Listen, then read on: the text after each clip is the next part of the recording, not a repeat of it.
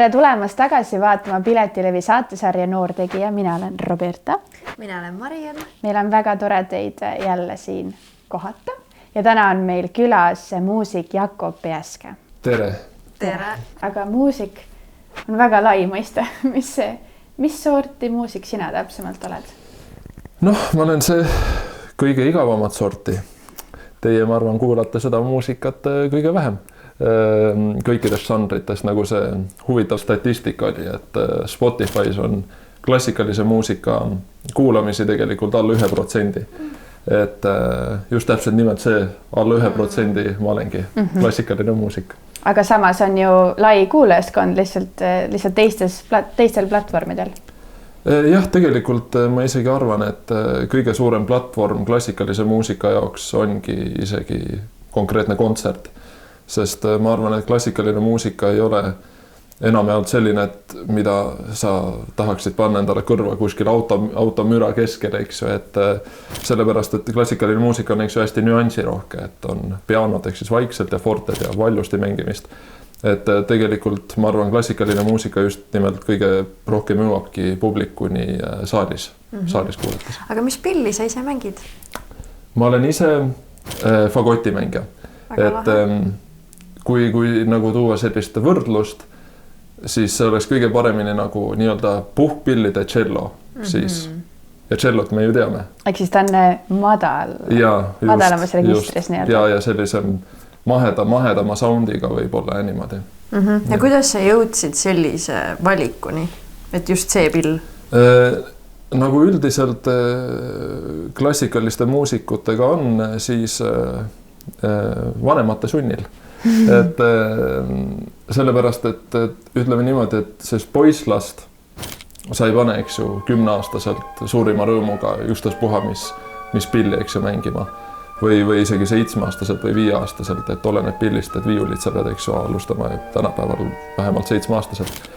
Et see oli nagu vanemate nagu selline soov ja tung, sellepärast, et nimelt oli hästi hea õpetaja ja nad teadsid, et kindlasti sellest saaks asja, et kuna on hea õpetaja nagu sellele pillile võtta ja seal oli palju valikuid tegelikult, et mida panna, et kas klarnet, oboe, trompet, löökpillid.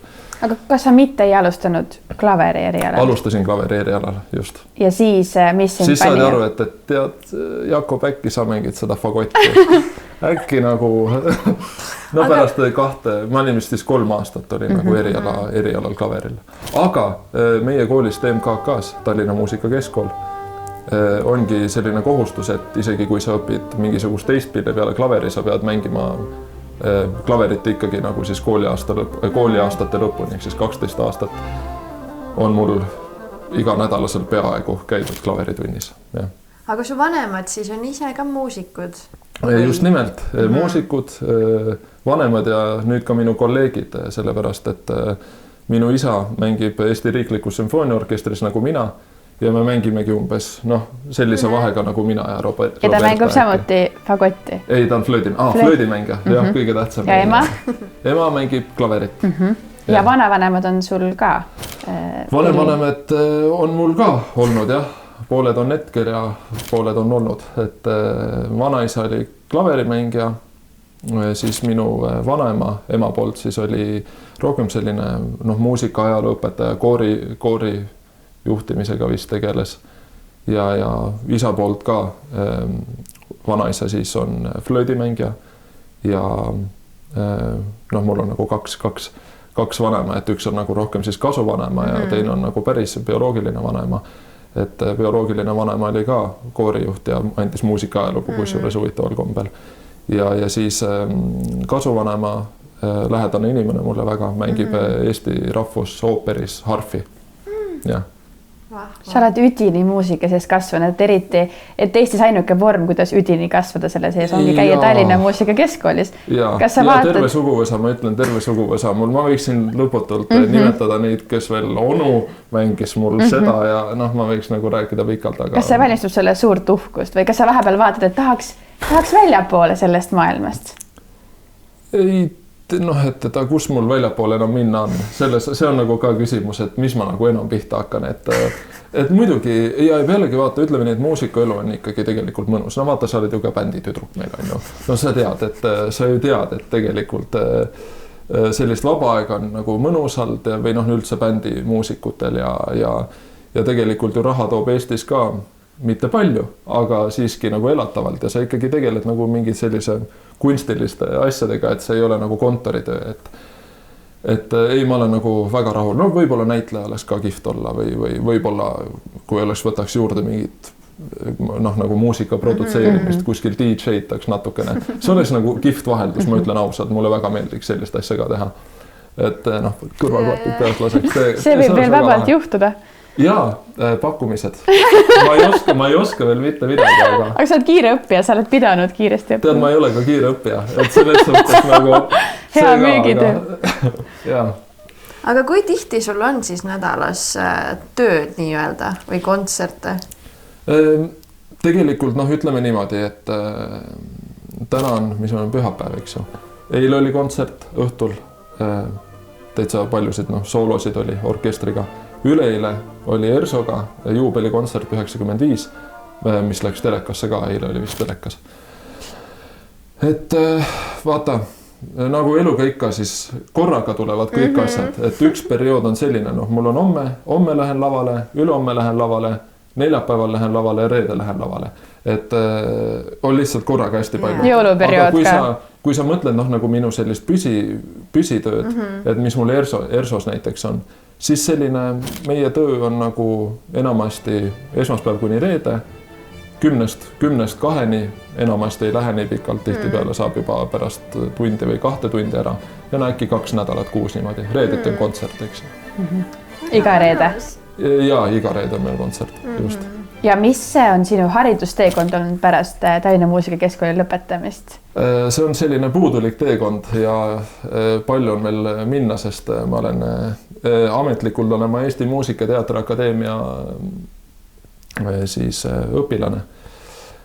Aga ma, noh, tead. Sa oled nii kiiresti juba sukeldunud sinna päris nii-öelda tööellu, et seal kõrvalt kuidagi aktiivselt tegeleda õpingutega. Mulle ei meeldinud üldse keskkooli nagu see õppeprotsess ja see akadeemia asi nagu meenutab väga nagu seda keskkooli nagu noh, see väga palju mingisugust muusikavälist nagu asja ja mulle need tulevad nii raskelt ja mul tõesti mul nagu solfeggioga suhted. Mul on selline tunne, et mul hakkab nagu ärevushäire tuleb peale, kui ma hakkan, et nii ma pean nüüd hakkama mingisuguseid materjale lugema ja siis mingit asja jälle kirjutama või pähe õppima või mingit, sest mul tõesti hinge jääb kinni. Sa räägid peamiselt praegu muusika ajaloost või sa räägid ka solfeggiost? Üleüldse vaata, kui sa lähed Eesti Muusika- ja Teatriakadeemiasse, siis sul on seal muidugi pilliõppest kuni jah, täpselt need muusika ajalugu, solfeggio, kuni siis mingid filosoofiad ja sellised asjad. Esseed ja referaadid ja kõik.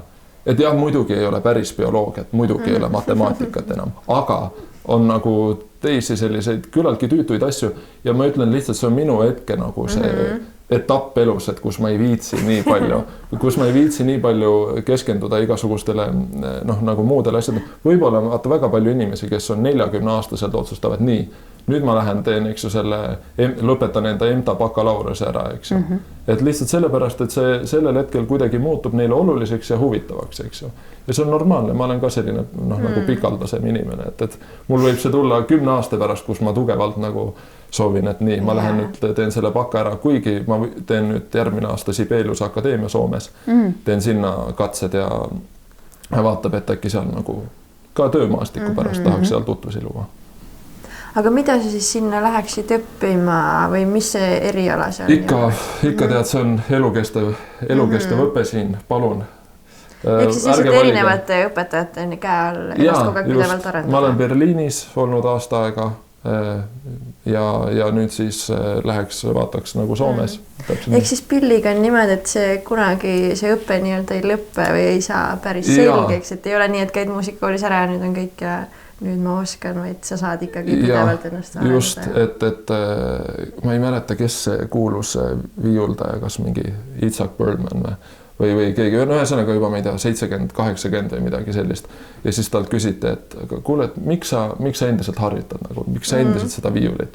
Ja siis ta vastas, et sellepärast, et ma arvan, et ma teen progressi. Et noh, ja tõesti see kogemus on põhimõtteliselt seda kogemuse pagasit sa saad tegelikult ju terve elu endal suurendada. Sa osalesid 2016. aastal Klassikatähtedes ka. Et kuidas sinna see valimisprotsess käis, kas see oli see nii-öelda kõrghetk, kust alates kõik pihta hakkas?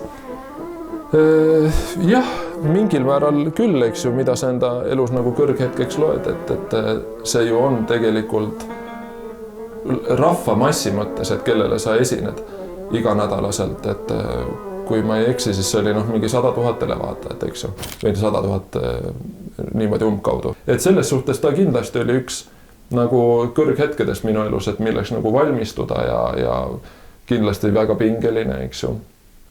Et jah. Aga klassikalise muusikuna Eesti kontekstis, kui kõrgel on võimalik lennata selles mõttes, et saada nimeks seal Klassikatähtedes, et keda sa ise oskaksid, sina tead kindlasti inimesi, kes... No see on ju noorte saade, eks ju, et see on samamoodi võrreldav nagu Eesti otsib superstaariga, et kõik inimesed, kes Eesti otsib superstaari saatesse nagu lähevad ja saavad, eks ju, sinna stuudiovoorudesse, see valimisprotsess on suhteliselt sarnane, jah. Et me olime kõik, eks ju, pidime esinema seal Georg Otsa muusikakooli laval, eks ju, neid kõik, kes kandideerisid ja siis sellest valiti mingi 7 või 8 välja. Et muidugi ei ole nii palju voore, eks ju, enne stuudiovoore, nagu on Eesti otsib superstaarist, see on selge. Aga kui sa oled seal stuudiovoorus, et ega kõik ei ole nagu profid lauljad, seal on ikkagi noored sellised armastajad, kindlasti mõni natukene rohkem saanud laulutunde, eks ju, mõni natuke vähem, no selge see, et Klassikatähtedes on see, et selleks, et sul oleks see tase, et sinna saatesse saada, peab kindlasti 8 aastat nagu korralikku tööd all olema vähemalt või midagi sinna kanti. Aga see järelkaja just, et Superstaari saate tagajärg ongi see, et sa saad plaadilepingu või kutsutakse esinema, et kas sinul oli sarnane kogemus? Jaa, hästi palju nagu esinemised muidugi kasvasid ja muideks ka praegu, eks ju, ma arvan, et või ei tea, kas Piletilevi müüb 2022 aastal peast täitsa enda nime hetkel sisse löömas. Minu teada see oli ikka mingi niimoodi 6 kontserti on nagu paika pandud, et peaks vaatama huvitav, et kas need piletid on müügil seal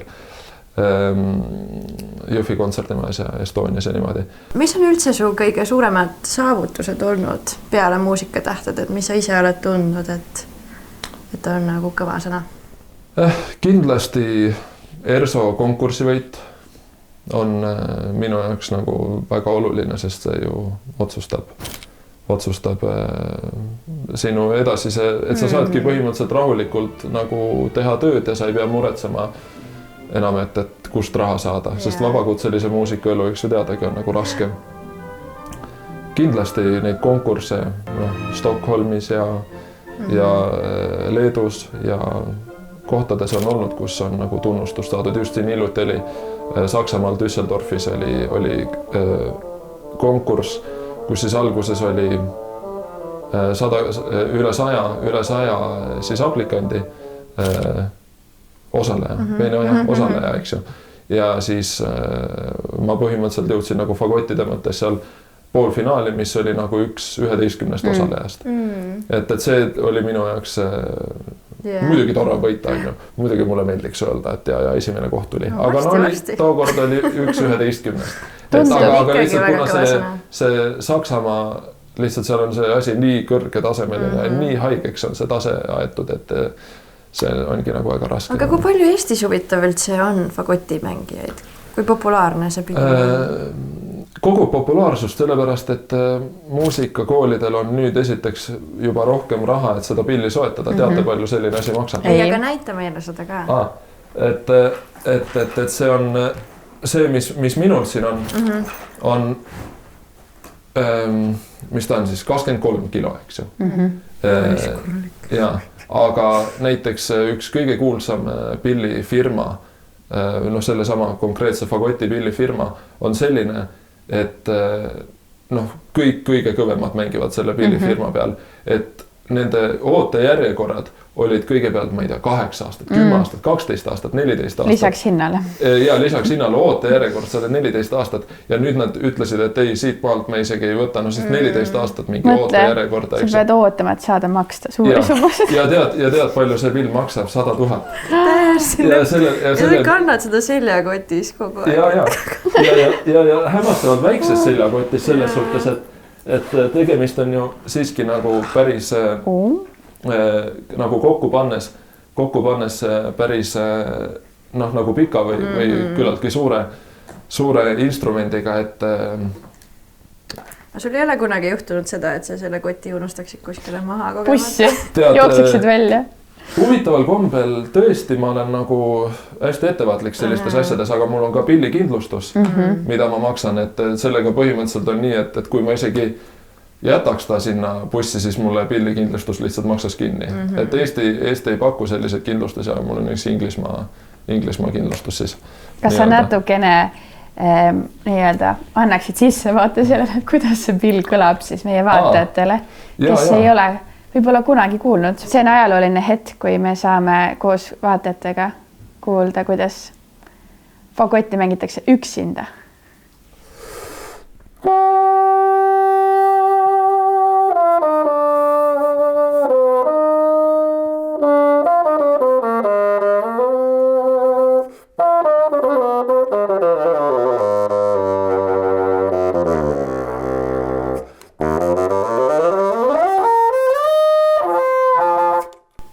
Nii äge. Tõesti oli jah, madalad olid kõlasid väga hästi. Ei, no ma nüüd näitasin nagu põhimõtteliselt kogu nagu selle registri. Mis pala sa esitasid meile? No see oli selline pala nagu Piazzolla on, eks ju, helilooja Astor Piazzolla. Ja ta on hästi ilusa loo kirjutanud nimega Oblivion, mis siis tähendab unustust või unistust. Unustus, ja just. Et see oli, aga siis ma natuke miksisin seda. Tegid remixi. Sa oled nii noor ja ma ei tea, kuidas see klassikalises muusikas käib, aga mulle tundub, et juba oma koha leidnud. Et kas sa arvad, et sinu sellises sümpaatses ja muhedas olekus on ka üks põhjus, miks sa oled nii palju võimalusi saanud? Vaata, kindlasti need asjad nagu käivad koos, et Johan Randvere sa üksi tead. Ta on ka Klassikatähtede saatejuht. Ja just täpselt ja ta on täpselt selline nagu klassikalise muusika, ma isegi ütles Karl-Erik Taukar.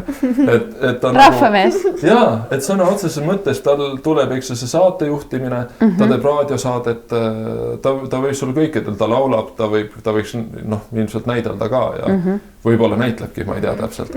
Aga ta tõesti on nagu selline mitmekülgne inimene ja miks ma seda räägin, on sellepärast, et küsimus oli, et kas see tema iseloom nagu aitab kaasa. Kindlasti aitab, vaata kui lahtine selline avatud inimene, ta on tõesti kõigiga saab, nagu itaallane vaata siin Eestis.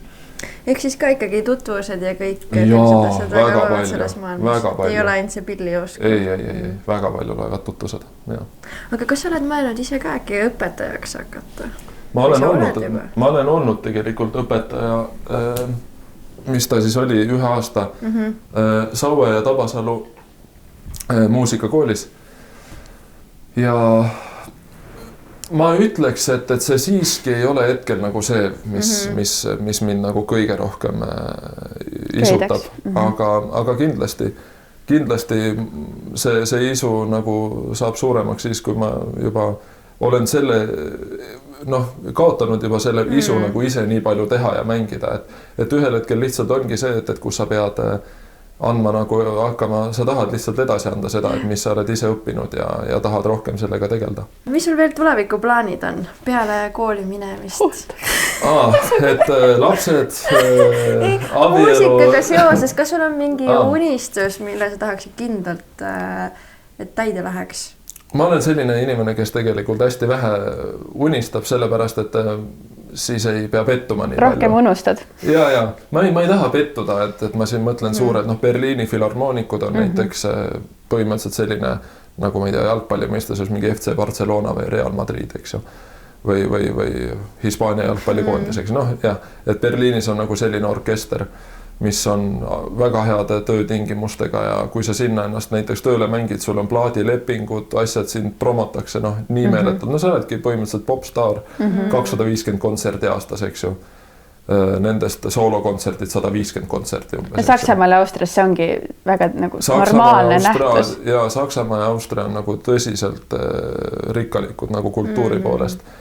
Et näiteks Viinis ma tean üks minu tuttav fagotimängija, töötab Viini filharmoonikutes, mis on täpselt samamoodi top 3 orkester maailmas. Ja ta ütles, et noh, Viinis on lihtsalt see kultuuritase on nii kõrge, et keegi ei küsi, et mis on fagott.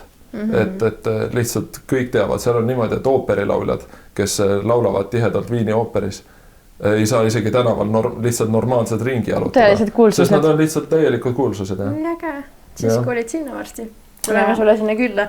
Tead, aga mis on, sõbrad on kõige tähtsamad ja ma tunnen ikkagi Eestis ennast nagu nende inimeste lähedal. Vaata, ma olin 1 aasta Berliinis, noh, oli kah aeg, eks ju, aga mind väga, ma igatsesin seda Eestit ühel hetkel.